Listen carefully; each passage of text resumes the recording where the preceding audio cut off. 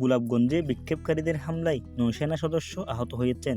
এছাড়া সেনাবাহিনীর একটি গাড়ি পুড়িয়ে দেওয়া সহ 2টি গাড়ি ভাঙচুর করেছে বিক্ষোভকারীরা। এরই মধ্যে ঘটনাস্থলে অতিরিক্ত সেনা মোতায়েন করা হয়েছে। বিস্তারিত জানুন SNU-TV 24-এর প্রতিবেদনে। রাতে অন্তর্বাহিনী জনসংযোগ পরিদপ্তরের ISPR এক সংবাদ বিজ্ঞপ্তিতে এই তথ্য জানানো হয়েছে। ISPR জানায়, গোলাপগঞ্জের সদর উপজেলার গোপীনাথপুরে বিক্ষোভকারীরা ধারালো অস্ত্র দিয়ে সেনা ট্রল দলের উপর হামলা করে। বিক্ষোভকারীরা গোলাপগঞ্জ ঢাকা মহাসড়ক অবরোধ করে রাখে।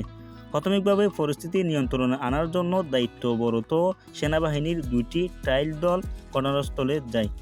ISPR আরও জানায়, এই সময় বিক্ষোভকারীদের ছত্রভঙ্গ করে পরিস্থিতি নিয়ন্ত্রণে আনার জন্য সেনা ট্রায়াল দল 4 রাউন্ড অ্যামুনিশন ফায়ার করে। পরিস্থিতি তীব্র পরীক্ষিত হওয়ার পরপরই মধ্যে ঘটনাস্থলে অতিরিক্ত সেনা মোতায়েন করা হয়েছে।